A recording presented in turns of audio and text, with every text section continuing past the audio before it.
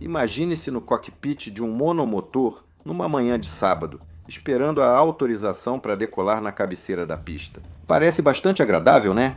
Bem, estava sendo agradável para esse pai e seu filho, até que um Airbus 320, quase totalmente carregado, avançou sobre eles. Então, como isso foi possível? Bem, para entender o que aconteceu naquela manhã, e antes de analisarmos a aeronave e as tripulações envolvidas, primeiro, precisamos olhar mais de perto o cenário desse evento. O aeroporto de Bordeaux-Mérignac fica a oeste da cidade de Bordeaux, no sudoeste da França. É uma base importante para companhias aéreas como EasyJet, Volotea e Transavia, e mesmo sendo muito menor do que grandes centros europeus como Paris ou Frankfurt, ainda é um aeroporto internacional, recebendo milhões de passageiros todos os anos e oferecendo voos regulares para destinos em toda a Europa. Isso é, na verdade, bastante comum na Europa, já que os voos dentro do continente dependem muito menos de grandes centros em comparação com os Estados Unidos, por exemplo. Ao mesmo tempo, Bordeaux abriga uma comunidade de aviação geral muito ativa. Escolas de aviação, aeroclubes, aeronaves privadas e jatos executivos compartilham as mesmas pistas usadas pelo tráfego regular das companhias aéreas. Essa combinação cria um ambiente operacional muito diferente do que você encontraria num aeroporto internacional grande mais típico, e isso afeta basicamente todos que operam ali.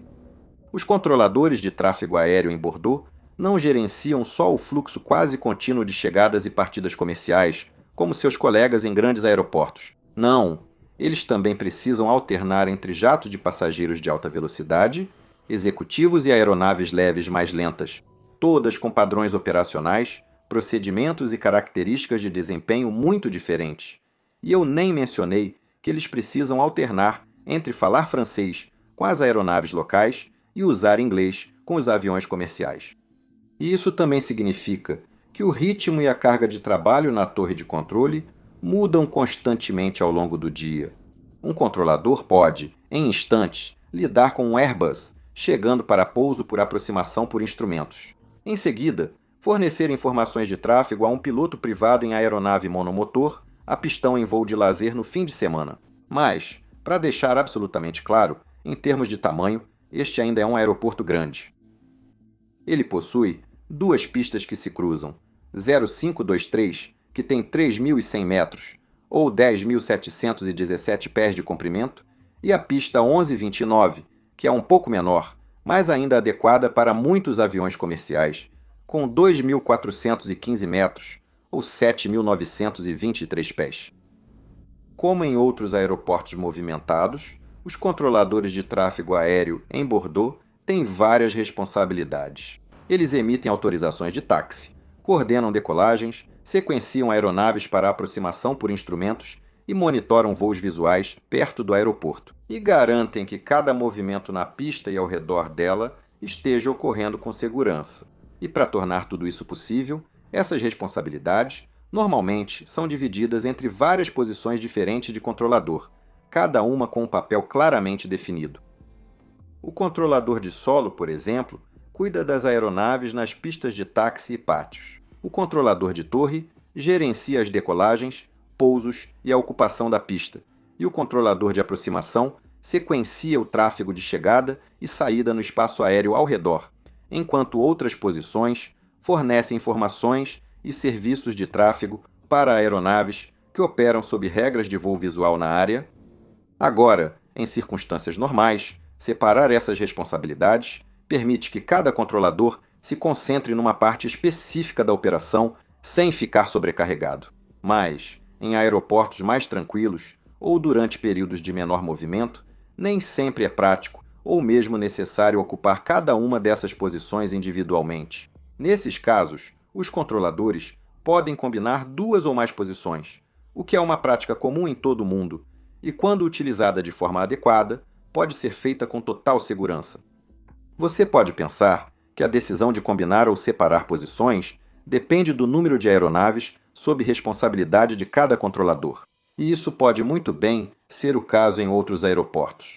Mas em Bordeaux, os tipos de aeronaves envolvidos são mais importantes do que o volume de tráfego. Assim, um grande número de aeronaves semelhantes, com aproximação, velocidades e desempenho parecidos, é muito mais fácil de sequenciar e gerenciar do que menos aviões comerciais, aviação geral e jatos executivos misturados. E como se tudo isso já não fosse complicado o suficiente, o fabricante de aeronaves Dassault também tinha algumas instalações em Bordeaux, e a proximidade do aeroporto com várias áreas de testes civis e militares significa que aeronaves da Dassault, caças Rafale e jatos executivos Falcon também decolam e pousam nesse aeroporto com bastante frequência. Por isso, a carga de trabalho real é um critério bem melhor para decidir quando unir ou separar as funções dos controladores ali. Exceto que, como métrica, a carga de trabalho pode ser bastante subjetiva e aumentos lentos e graduais podem, portanto, passar despercebidos com facilidade. De qualquer forma, no início da manhã de 31 de dezembro, o dia deste incidente, Bordeaux estava operando exatamente nesse tipo de configuração combinada, com um total de 3 controladores presentes na torre. 2 deles chegaram por volta das 7h30 daquela mesma manhã, enquanto o terceiro entrou em serviço por volta das 9h45.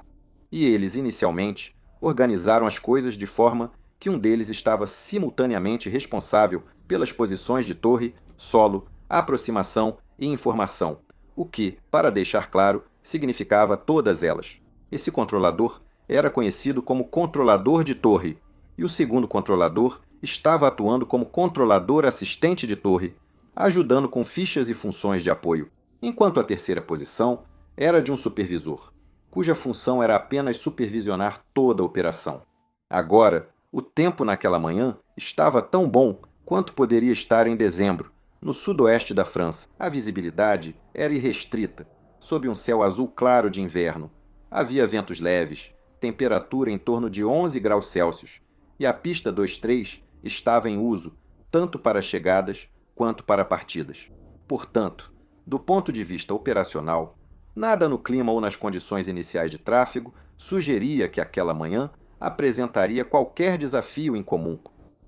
Mas, como os espectadores frequentes deste canal já sabem, muitos incidentes e acidentes acontecem justamente quando condições como o bom tempo permitem que um pouco de complacência comece a se instalar. Às 10h42 horário local, a primeira das 2 aeronaves em que vamos focar hoje entrou em cena. Esse era o voo 8013 da EasyJet, um Airbus A320 com a matrícula Oscar Echo India November Echo, que agora estava inicialmente autorizado a descer para 3.000 pés, enquanto se aproximava de Bordeaux. Ele havia decolado de Londres Gatwick mais cedo naquela manhã e estava quase lotado, com 179 passageiros a bordo. Havia também 2 pilotos e 4 comissários de bordo, totalizando 185 pessoas a bordo. E seu indicativo naquela manhã era Alpine 49 Quebec Hotel. Nos controles naquela manhã estava um comandante italiano, com aproximadamente 9.000 horas de voo, o que significa que ele era considerado bastante experiente. Seu copiloto, que estava atuando como piloto monitor, ou PM, era francês e tinha cerca de 2.100 horas de voo. O relatório final não detalha ou traz informações de fundo sobre esses pilotos, pois isso não faria diferença para o que ocorreria. Mas é importante saber que ambos os pilotos eram baseados em Bordeaux, então eles conheciam bem o aeroporto e suas peculiaridades. Agora, enquanto essa tripulação da EasyJet continuava sua descida em direção a Bordeaux, a movimentação ao redor do aeroporto estava aumentando gradualmente, com cada vez mais aeronaves dentro e ao redor do seu espaço aéreo. Às 10h46, a aeronave da EasyJet recebeu autorização para a aproximação ILS na pista 23, enquanto descia por volta de 10.400 pés. E enquanto eles agora se preparavam para a chegada, aeronaves em toda a zona de controle começaram a chamar o controlador da torre para autorizações de táxi, liberações de trânsito e informações de voo, aumentando gradualmente sua carga de trabalho. Às 10h50, o piloto de um pequeno avião de aviação geral chamou, avisando que estava pronto para taxiar do aeroclube. O controlador então instruiu que ele seguisse até o ponto de espera alfa da pista 23.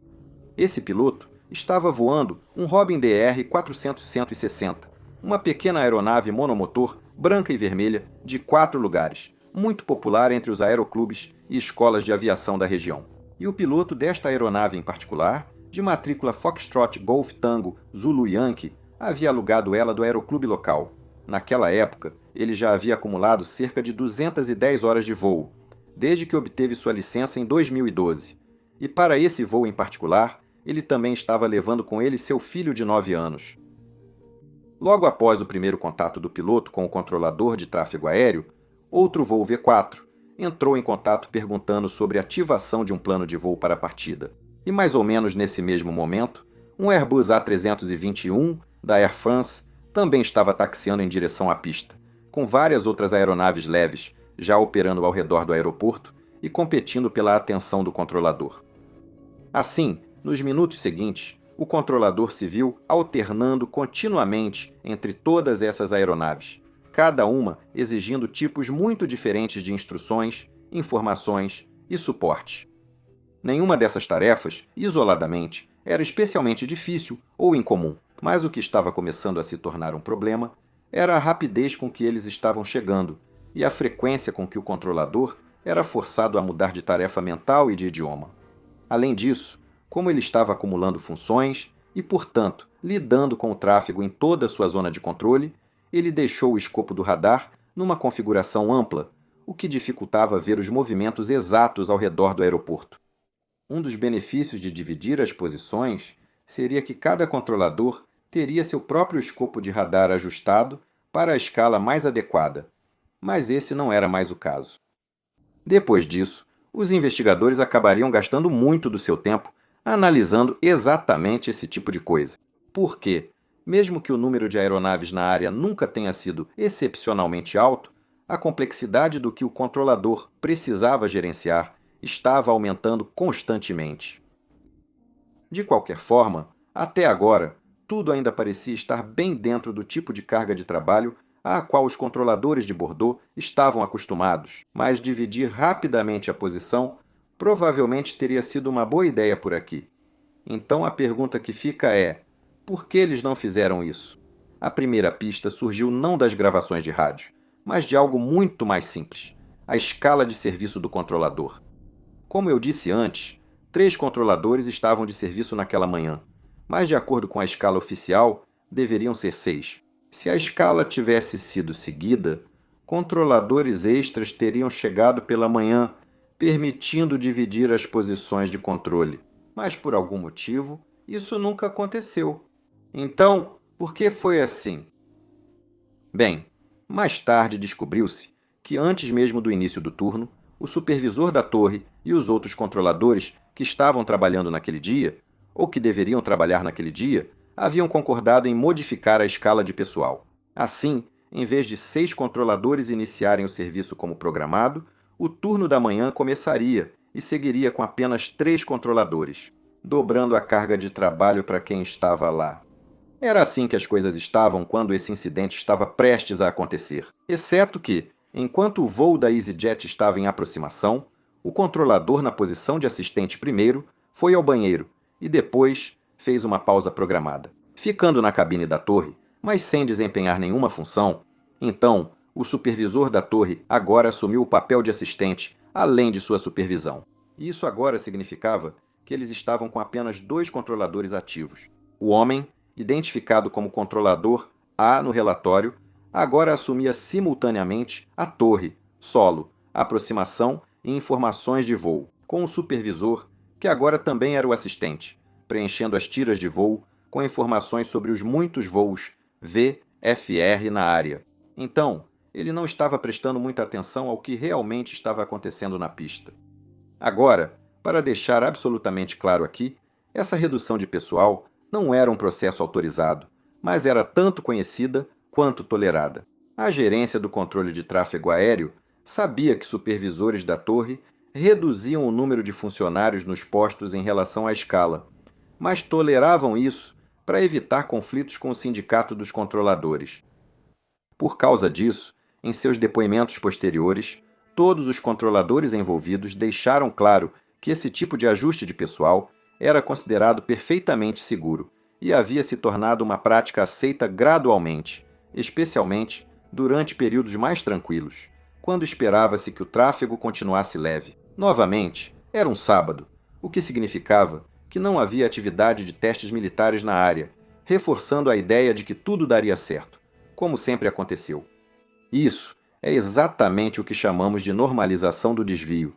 E mais tarde, descobriríamos que não se limitava apenas à Torre de Bordeaux. Em vez disso, os investigadores concluíram que a redução informal do quadro de funcionários refletia uma prática organizacional muito mais ampla que existia dentro do provedor francês de serviços de navegação aérea há anos, deixando a gestão com visibilidade limitada sobre quantos controladores realmente estavam em seus postos de trabalho a qualquer momento. Até então, nada disso havia causado um acidente grave, mas é provável que isso já estivesse acontecendo nos bastidores, corroendo silenciosamente as margens de segurança, muito antes daquela manhã fatídica. De qualquer forma, as coisas estavam começando a ficar bastante movimentadas, mas, no geral, a manhã continuava se desenrolando mais ou menos como o controlador de torre esperava. Enquanto o pequeno Robin taxiava com 2 ocupantes para o ponto de espera Alpha, o Airbus A321 da Air France, já citado, também taxiava para decolar da pista 23. Como as rotas de taxiamento das duas aeronaves se cruzavam, o piloto do Robin parou antes do ponto de espera e cedeu passagem ao voo da Air France, iniciando silenciosamente a cadeia de eventos do incidente. O Airbus logo chegou à pista 23, recebeu autorização para entrar e decolar, e então partiu normalmente. Mas seu papel nesta história ainda não havia terminado.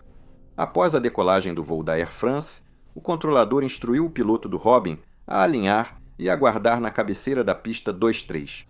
Mas, como o Airbus A321, que havia decolado, era uma aeronave muito maior, uma partida imediata do Robin teria sido uma péssima ideia. Veja, quando aeronaves maiores começam a gerar sustentação com suas asas, uma grande quantidade de ar começa a se mover da área de maior pressão sob as asas para a área de menor pressão acima delas. Mas o único lugar onde esse movimento realmente é possível é nas pontas das asas. Isso significa que todas as aeronaves maiores deixam para trás vórtices poderosos e giratórios atrás de suas asas. E esses podem ser muito perigosos, especialmente para aviões de aviação geral bem pequenos, como este Robin. Agora, esses vórtices perdem altitude e se dissipam gradualmente, além de serem movidos pelo vento. Por isso, aeronaves menores precisam aguardar alguns minutos após a decolagem das mais pesadas, pois a massa de ar à frente delas se estabiliza um pouco. Normalmente, isso é feito no ponto de espera, mas neste caso, o Robin já havia recebido a autorização para alinhar e aguardar. Então, o piloto apenas confirmou a instrução do controlador, taxiou sua aeronave até as grandes marcações brancas da cabeceira, alinhou-se com o eixo da pista e iniciou um cronômetro. Ele sabia que precisaria esperar aproximadamente 2 minutos antes de decolar, mas o que ele não sabia era que, na torre, a cada segundo que passava, sua aeronave ficava um pouco menos evidente na imagem mental do controlador. E isso porque o controlador já havia cometido um pequeno, porém fatal erro. Enquanto isso, o Airbus da EasyJet seguia em descida para Bordeaux.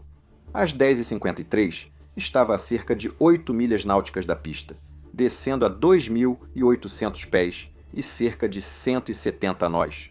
E, ao invés de autorizar o pouso, o controlador da torre apenas instruiu a tripulação a continuar a aproximação, além de fornecer as informações mais recentes sobre o vento. Até então, tudo parecia sob controle. Como o avião pequeno ocupava a pista, era razoável o controlador atrasar a autorização de pouso do Airbus. E ainda havia tempo de sobra para o Robin completar o tempo de espera por turbulência de esteira, receber a autorização de decolagem e decolar, muito antes do voo da EasyJet chegar perto dele. Logo após o controlador da torre informar sobre o vento ao voo da EasyJet, o ritmo na torre voltou a acelerar. Outro piloto de V4 chamou para ativar o plano de voo de partida e pediu um nível de cruzeiro. Enquanto isso, outra aeronave precisava de informações de tráfego ao transitar pela zona de controle. Além disso, o Airbus A321 da Air France, que havia decolado, continuou subindo e precisava de mais instruções, enquanto outro piloto pediu a repetição de uma transmissão de rádio anterior. Novamente, cada uma dessas trocas durou apenas alguns segundos, mas juntas, elas formam um fluxo quase contínuo de chamadas de rádio, forçando o controlador a reagir, pensar e mover sua atenção rapidamente de uma aeronave para outra. E enquanto lidava com tudo isso, o piloto do Robin aguardava pacientemente na pista 23, com seu cronômetro contando o tempo.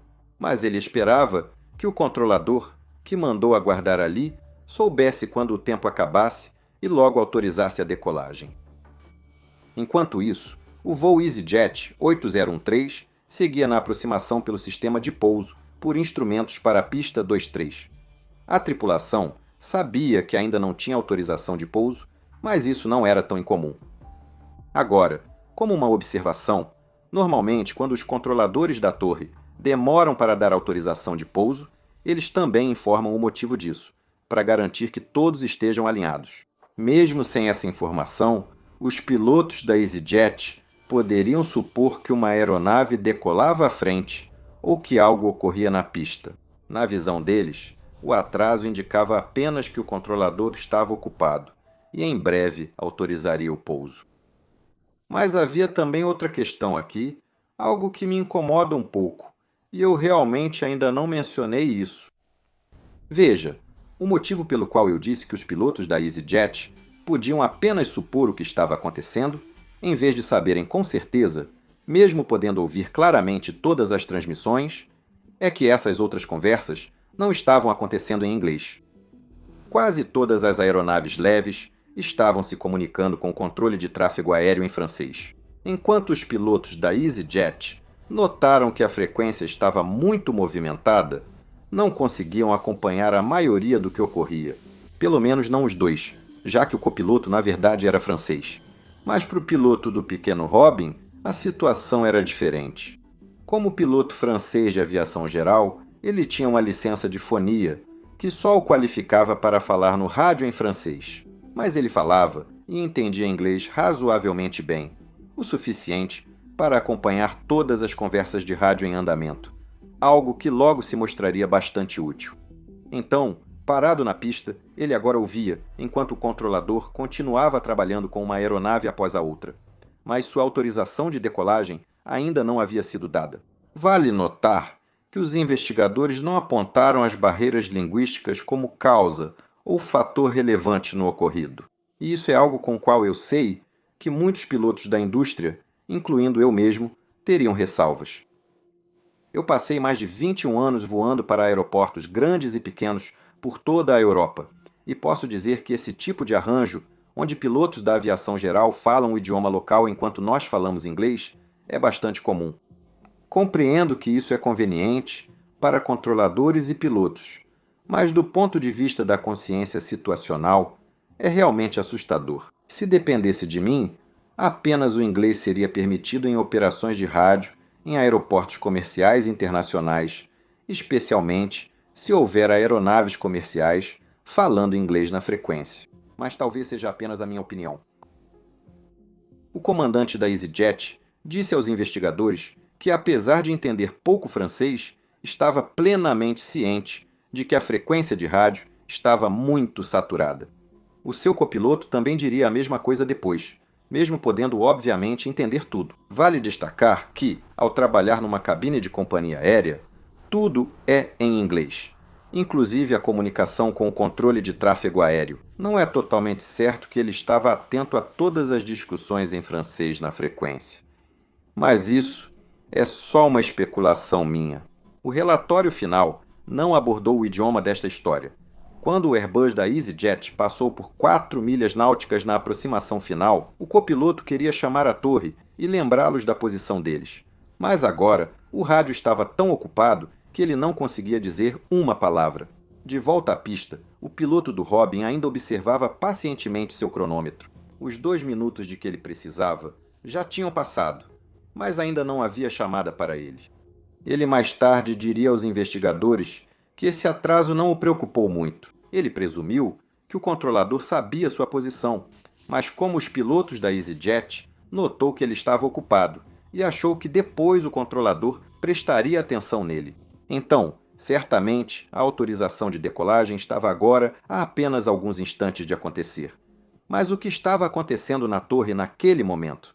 Eles realmente tinham se esquecido dele? E se sim, como? Bem, lembra como eu disse antes que o controlador tinha deixado passar alguma coisa?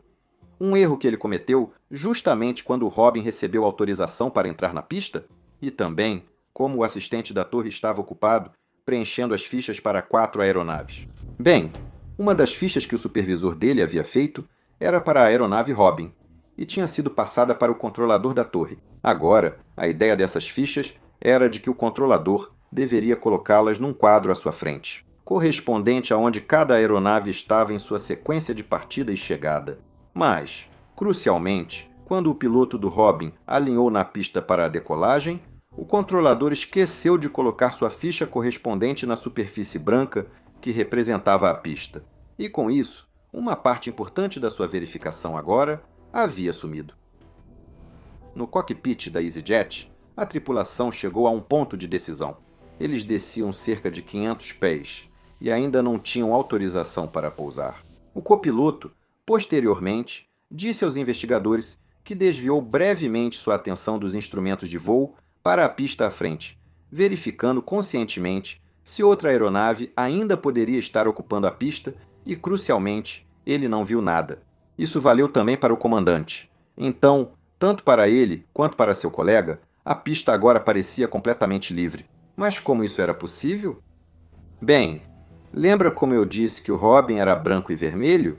As partes vermelhas estavam só nas laterais e cauda da aeronave, então, de cima, pareceria apenas branca. E como ele estava parado sobre as marcações da cabeceira, que também são brancas e provavelmente maiores do que a aeronave, ele teria se misturado muito bem ao fundo.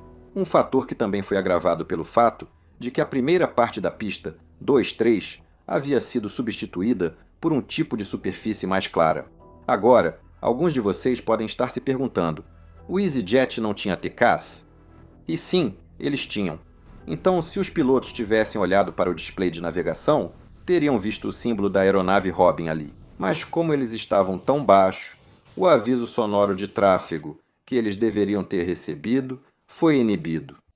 Ele estava lá, em amarelo, na forma gráfica, mas exigiria novamente que os pilotos o procurassem. Esse aviso é comum, pois geralmente é acionado por aeronaves aguardando no ponto de espera também.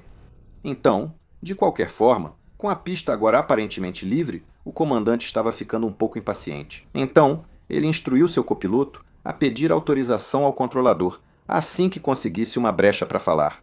Alguns segundos depois, a frequência ficou brevemente em silêncio. Mas antes que o copiloto pudesse pegar o microfone e transmitir, o controlador da torre o chamou e autorizou o pouso. O copiloto confirmou rapidamente a autorização e o comandante seguiu na aproximação do sistema de pouso por instrumentos em direção à pista 23, aparentemente livre, agora a poucos segundos de distância. Mas lá embaixo, o piloto do Robin ouviu essa autorização de pouso e, felizmente, entendeu, mesmo sendo em inglês. Mas ele ainda não tinha certeza se realmente havia algo de errado. Talvez essa aeronave ainda estivesse bem distante. Diferente de outras aeronaves menores, o projeto do DR-400 não incluía uma janela traseira. Então, ele não podia simplesmente se virar e olhar diretamente para trás. A aeronave dele tinha navegação Garmin, mas não possuía ADS-B-IN ou outro meio de identificar aeronaves ao redor. Assim, ele não tinha como saber o quão perto o voo da EasyJet estava atrás dele. Então, ele seguiu presumindo que o controlador logo daria para autorização de decolagem, que havia tempo suficiente para ele decolar e liberar a pista antes que o Airbus pousasse atrás dele. Mas a autorização de decolagem não veio. A frequência seguiu ocupada por outras aeronaves recebendo instruções. Então, quando seu cronômetro já marcava quase 4 minutos, o piloto do Robin finalmente conseguiu uma brecha na frequência e disse: "Torre, Fox Yankee?" O controlador de torre respondeu inicialmente: "Fox Yankee", sem reconhecer o indicativo. E com isso, o piloto do Robin finalmente entendeu que, de alguma forma, havia sido esquecido. Então, ele avisou calmamente a torre que seguia alinhado na pista 23 e que já haviam se passado os 2 minutos necessários. O efeito dessa chamada foi imediato. O controlador recuperou sua consciência situacional e imediatamente chamou o Airbus da EasyJet. Mas ele ainda estava tão assustado que iniciou sua chamada em francês. Remise de gás. Alpine 49, Quebec Hotel, arremeta imediatamente, arremeta, aeronave na pista. Dentro do cockpit do Airbus, o comandante agora reagiu imediatamente, iniciando essa arremetida. Mas uma aeronave, como o Airbus A320, não muda instantaneamente de uma descida estável para uma subida rápida. No momento em que a tripulação do Airbus recebeu a ordem de arremeter, eles estavam a uma altitude de 373 pés, o que significava que estavam apenas 232 pés acima do solo, e a aeronave continuou descendo por mais cerca de 10 segundos, chegando a apenas 103 pés acima do solo, antes que os dois motores CFM-56 sob as asas do Airbus tivessem acelerado o suficiente para fazer o avião subir. Nesse momento, o piloto do Robin, que antes se perguntava a que distância o Airbus estava atrás dele, ouviu pela primeira vez o ronco dos motores a jato se aproximando e, finalmente, viu a enorme aeronave rugindo acima de sua cabeça.